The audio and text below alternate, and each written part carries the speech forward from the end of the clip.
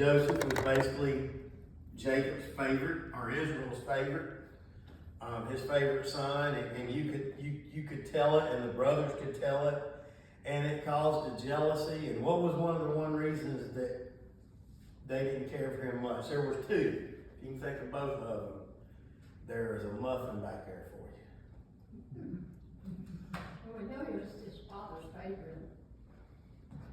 And it might be. Right. But there were two things that they didn't care for.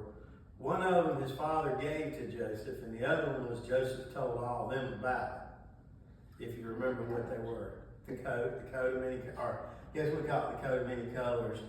And then the dreams. And then his dreams.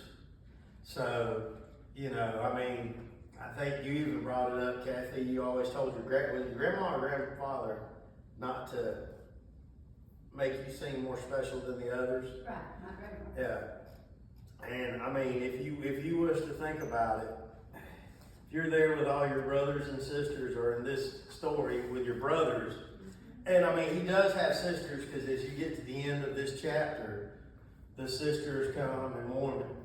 That's the bad thing. You don't hear a lot about the sisters unless something bad happens to them. And, but, you know, when you're the one that gets the nice jacket and the rest of them have to do with what they do, or you get this or you get that, it kind of singles you out in front of everybody. And then for him to come up, and dreams were a big deal back in those days. I had a dream, it was God revealing something at those times. And him to come up and say he has a dream that he would be over them is how the dream came up. I still don't think that Joseph was bragging about it. I don't think Joseph was meaning.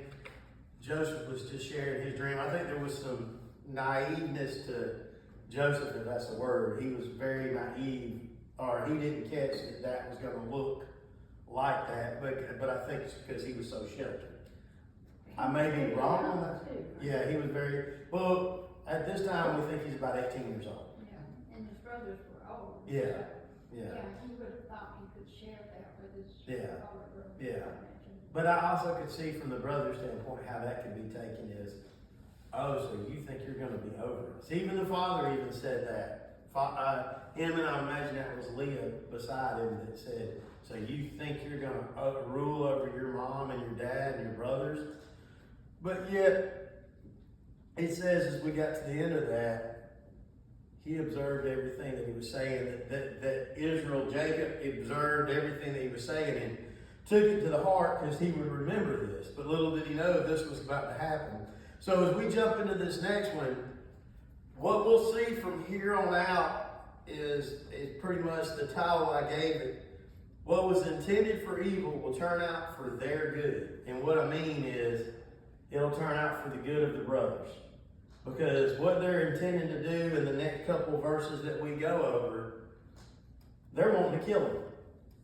And then they turn around and they sell him to some Ishmaelites.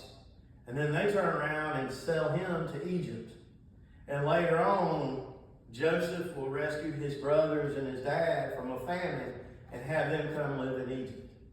So what was intended from their side for evil will come out to be their good. It will save their lives. But let's get into this. And the title of just these couple of verses, if you write titles down, is Let's Get Rid of the Dreamer. Because you'll hear him say that in a minute.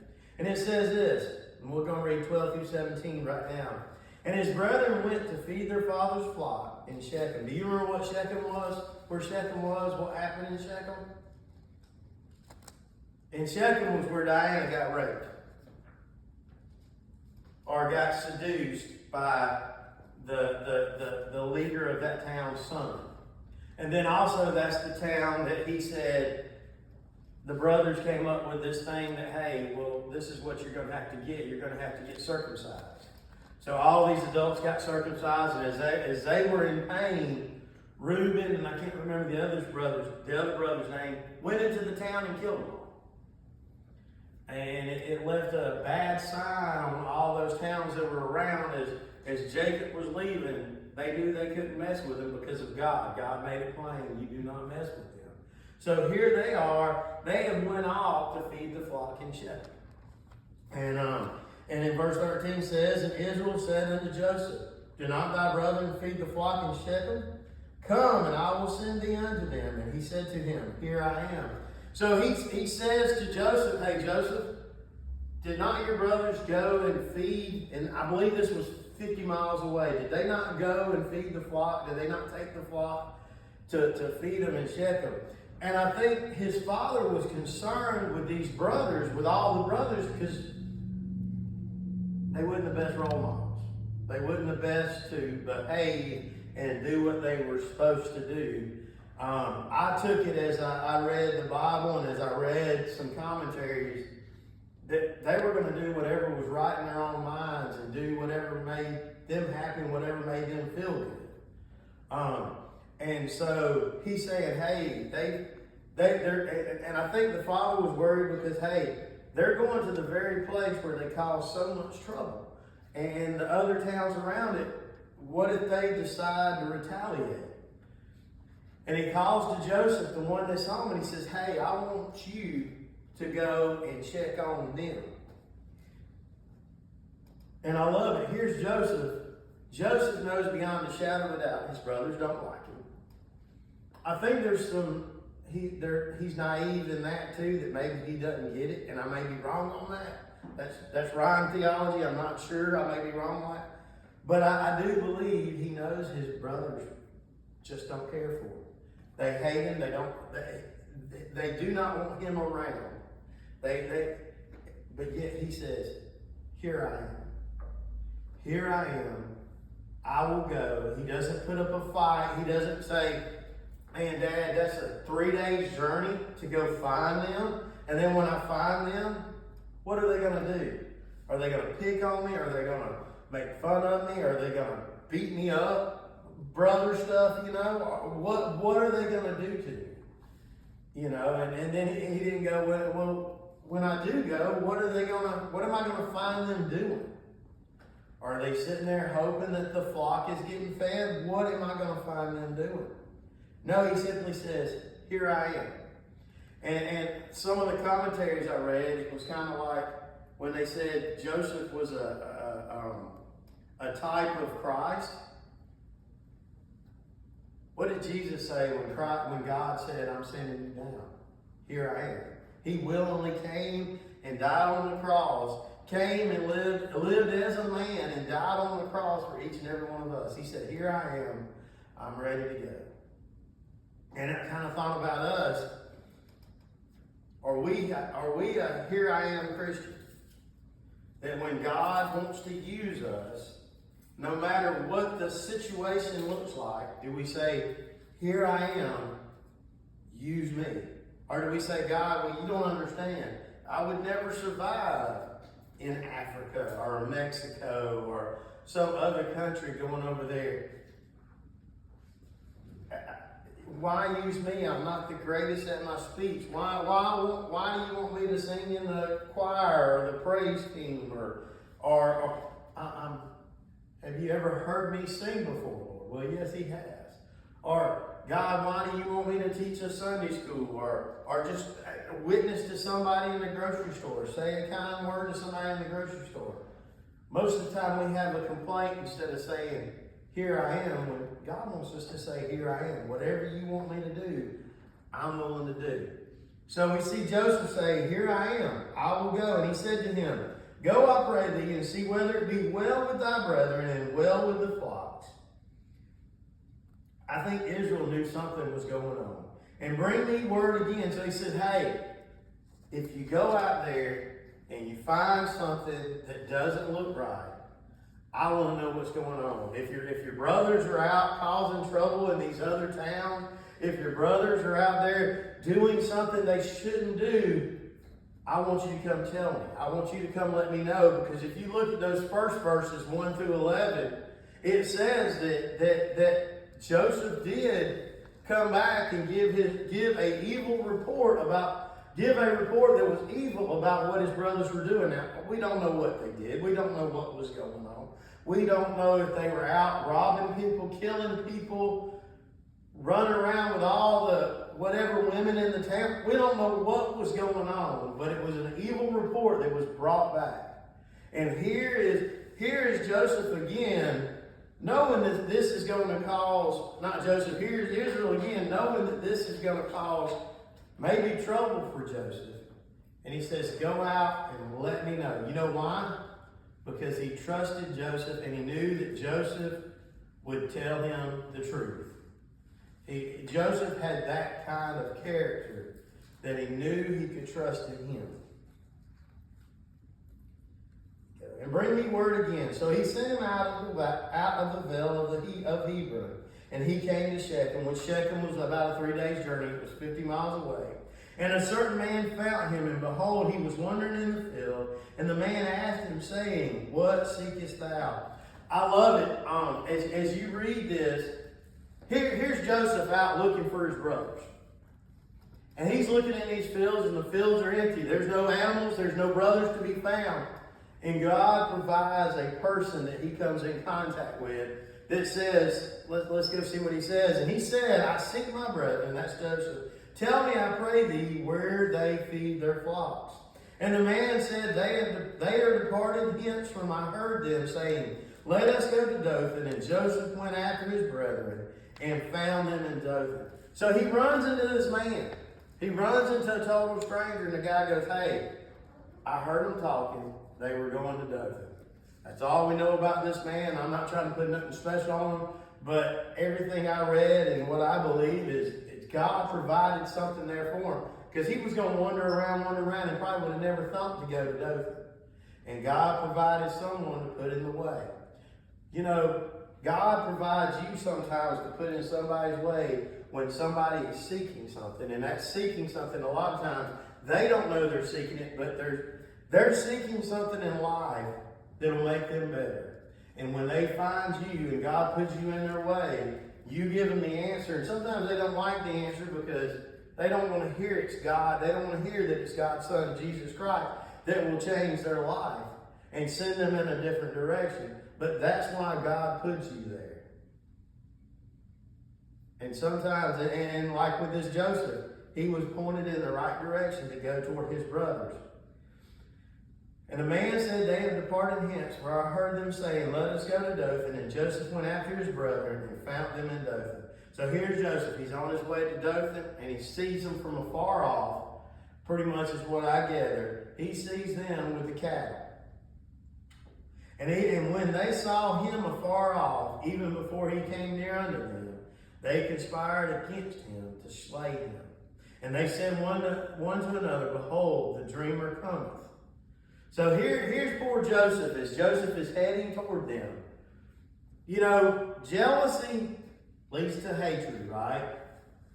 I want to say hatred leads to the dark side, but I can't do that. I can't pull my inner Star Wars out. I'm sorry, David. But jealousy leads to hatred. We all know that. There's been times that we might have been jealous of what somebody else had, or what a sister got, or what a brother got, or you know, and you wish you'd had it, and it gets you to the point it makes you mad. Jealousy leads to hatred, and a lot of times it could lead to murder or some bad thing happening to somebody. And so here they are, they're like, hey, here comes the dreamer. His own brothers, let's kill him. Let's kill him. And they said one to another, behold, the dreamer cometh. Come now, therefore, and let us slay him, verse 20, and cast him into some pit. And we will say, some evil beast hath devoured him, and we shall see what will become of his dreams. They were so jealous and so mad at him, they had went past the point of, that's his brother. You all right, David? I say you do that. They were past the point of, hey, this is our brother. They're like, oh, here comes this dreamer that said he's going to rule over us.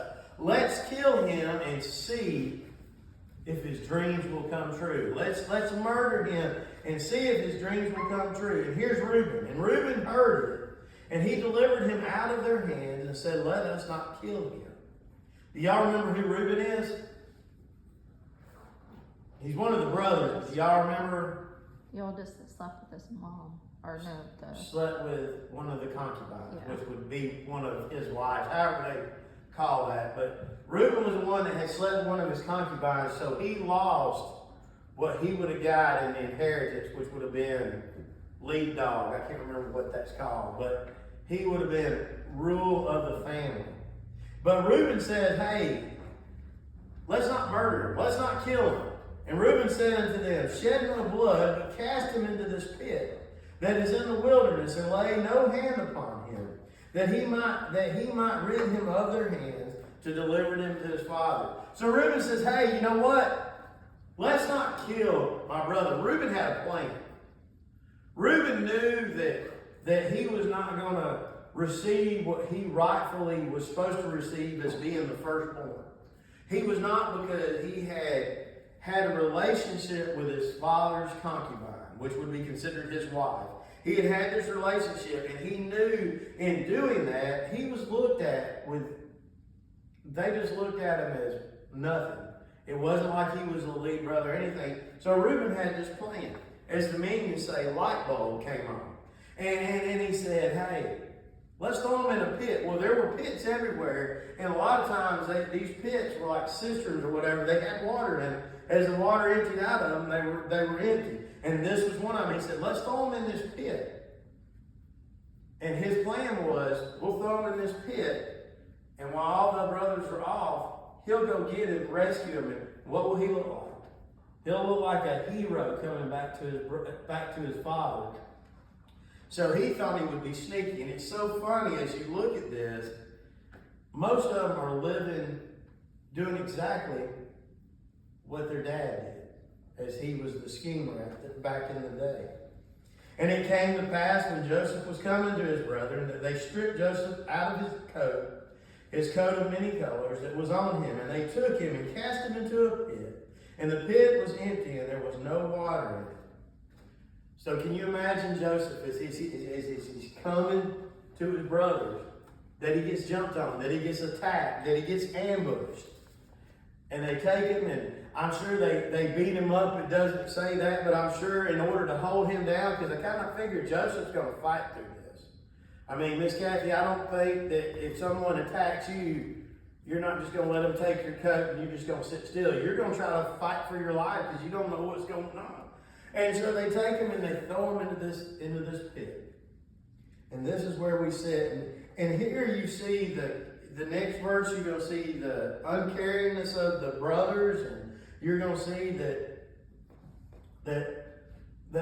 they've really learned nothing from their moms and their dad as they have taught, as they've traveled, about how God has delivered them from. They were so full of hate. And it says this, and they sat down to eat bread, and they lifted up their eyes and looked, behold, a company of Ishmaelites came from Gilead with their camels bearing spiceries and palm and myrrh, going to carry it down to Egypt. So, what do?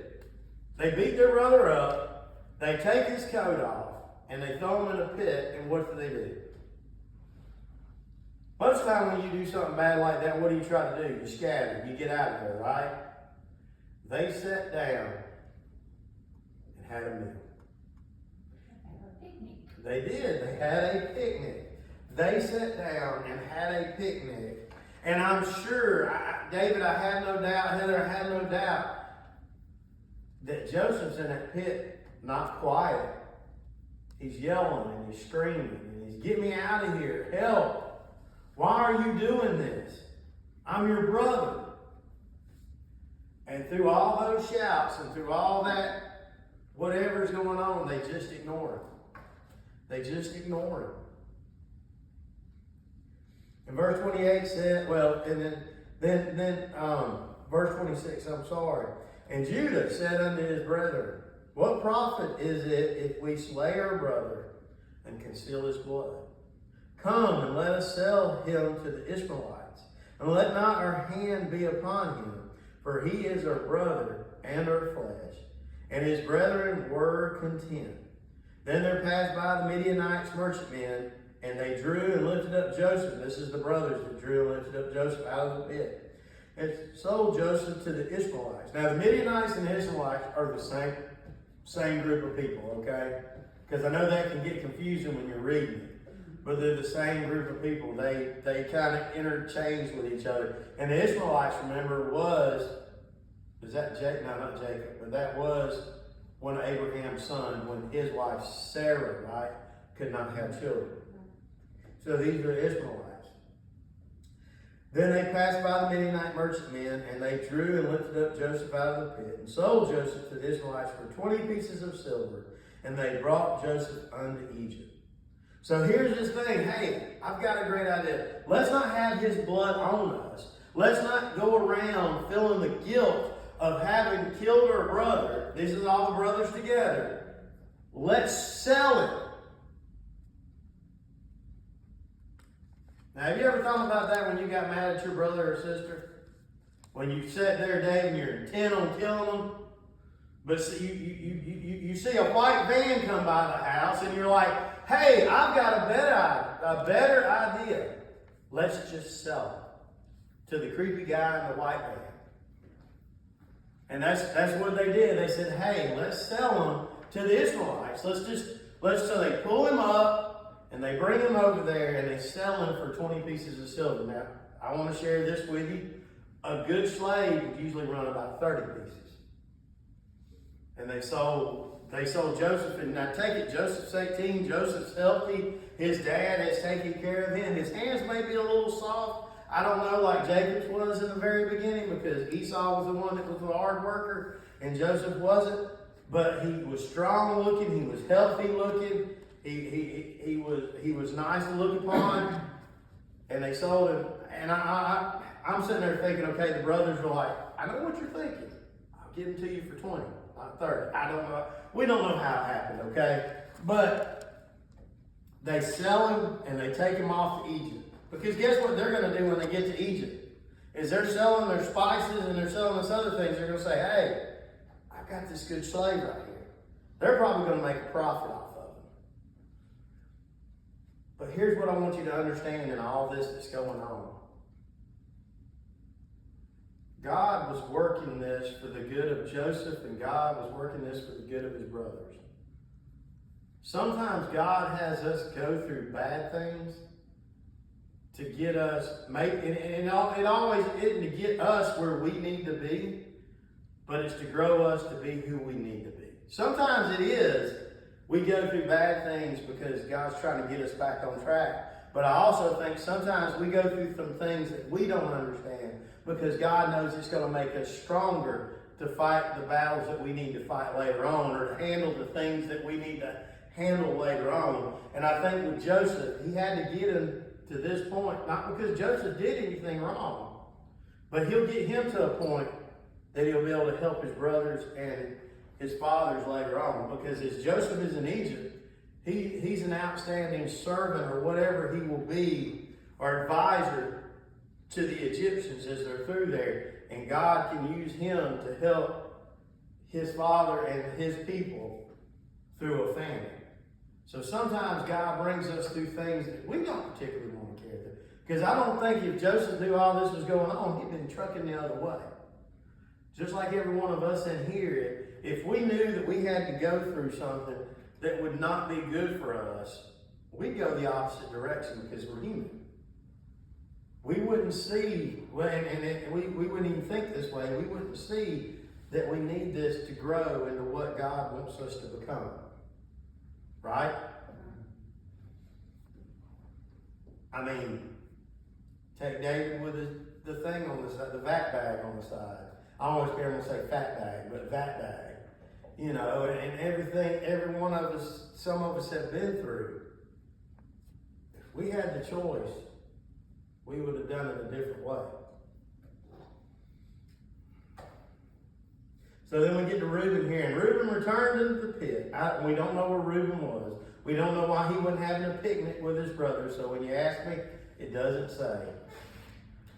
And behold, Joseph was not in the pit. So Joseph doesn't go back to his brothers. He goes right to that pit, because I think Reuben's plan was he was going to sneak in, get Joseph, put him on the back of his camel, his horse, whatever he was riding, take him back to his father and say, hey, I found this. I think he was going to turn on his brothers too. This is what happened. So he would look like a hero to his dad. And maybe it would restore him where he needs to be from everything that he's done. And behold, Joseph was not in the pit, and he rent his clothes, and that's just a thing of mourning, that he was in mourning. And he returned unto his brethren and said, the child is not, and whether shall I go, and what shall I do? And they took Joseph's coat and killed of the goats, and dipped the coat in the blood. And I really believe, because it's never said there, that Reuben doesn't know that he was sold. I may be wrong on that, okay? I'm not real sure, but it's never told in those verses. I don't know if it's supposed to be assumed or what, that Reuben knows his brothers sold him. Did they keep the money for themselves? I don't know. It's not a big deal, but it wasn't done. So, but they come up with a plan, and they came up, and here's what their plan was. Hey, let's rip his coat to shreds and say, hey, we found this on our way back. We found his coat. We never saw our brother. He must have been killed by wild animals since you sent him out to look for us. And they took Joseph's coat and killed a kid of the goats, and dipped the coat in the blood. And they sent the coat of many colors, and they brought it to their father and said, this have we found. Know not whether it be thy son's coat or not. They knew whose coat it was. They've been ill about that coat. But they're playing dumb here. We don't know if this is his coat or not. Can you tell us, Dad, is this our brother's coat? All I know is we found it. And he knew it and said, it is my son's coat. An evil beast hath devoured him. Joseph is without a doubt rent in pieces. He's dead. And Jacob rent his clothes and put sackcloth upon his loins and mourned for his son many days. And all his sons and all his daughters, and there's that where I said there was more than just one daughter, rose up to comfort him. But he refused to be comforted. He said, for I will go down into the grave unto my son mourning. Thus his father wept for him. And then this is how the story ends until next week. And the Midianites sold him into Egypt unto Potiphar, an officer of Pharaoh, and captain of the guard. So his dad, and you'll see that as we go through the verses, he constantly mourned for Joseph. Joseph was his favorite son. It was always in the back of his mind until that time they meet again. And we see that Joseph, the end of the story is he's sold to Potiphar, who is head of the king's guard, but he is also considered, he's probably head of the prison, and he was the head executioner. But we will see as we come into later chapters how Joseph listened and followed God during all this time and was highly favored among the Egyptians because of his honesty and how he lived his life. Let's pray and we'll get ready to go over to the other side. Dear God, we thank you for this day. We thank you for this